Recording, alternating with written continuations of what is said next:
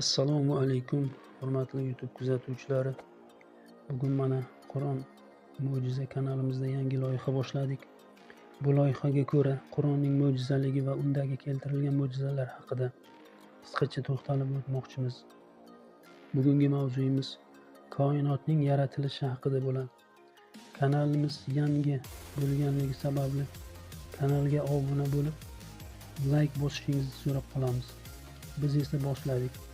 20-asrning o'rtalarigacha koinot cheksiz, u doim mavjud bo'lgan va abadiy shunday bo'lib qoladi degan qarash jahon miqyosida keng yoyilgan edi.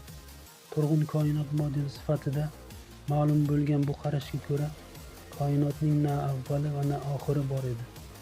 Koinotning qo'zg'almas, turg'un va o'zgarmas moddalar yig'indisi ekanligini ta'kidlaydigan bu qarash materialistik falsafa asoslarini tashkil etdi va pirovardida yaratganning mavjudligini inkor qildi.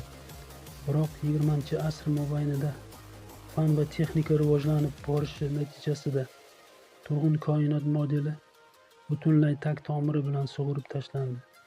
Biz mana 21-asrga qadam qo'ydik va bizning toleyimizga yangi tong otdi. Dunyoning eng ko'zga ko'ringan ayrim mutafakkirlari tomonidan o'tkazilgan sanoqsiz tajribalar, kuzatuvlar va hisob-kitoblar orqali zamonaviy fizika koinotning chindan ham avvali bo'lganligini, uning juda katta portlash natijasida bir zumda vujudga kelganini isbotlab berdi. Bundan tashqari, materialistlar hanuz qat'iy qo'llab-quvvatlaydigan, ya'ni koinotning qo'zg'almasi turg'un ekanligi noto'g'ri. Aksincha, unda doimiy harakat, o'zgarish va kengayish jarayoni kechayotganligi ham aniqlandi. Yaqinda isbotlangan bu dalillarning barchasi turg'un koinot nazariyasiga yakun yasadi va ular ilmiy jamiyat tomonidan yalpi qabul qilindi. Koinotning kelib chiqishi Qur'onda shunday tasvirlangan. U osmonlar va yerning ixtirochisidir. An'om surasi 101-oyat. Bu xabar zamonaviy olimlarning kashfiyotlari bilan to'liq mos keladi. Biz oldinroq aytib o'tganimizdek, bugungi kunda astrofizika xulosa qilgan narsa shu bo'ldiki, butun koinot materiya va vaqt o'lchovlari bilan birgalikda juda uzoq vaqt oldin ro'y bergan katta portlash natijasida vujudga kelgan. Katta portlash nomi bilan ma'lum bu hodisa koinotning yo'qlikdan yaralishi uchun katalizatordir.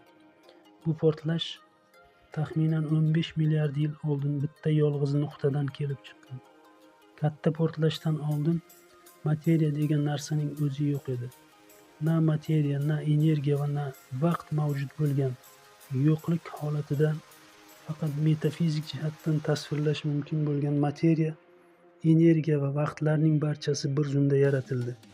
Faqat yaqindagina zamonaviy fizika orqali kashf qilingan bu dalil Qur'onda biz uchun 1400 yil ilgari xabar berilgan edi. E'tiboringiz uchun rahmat. Keyingi sonlarda ko'rishguncha xayr, sog', salomat bo'ling.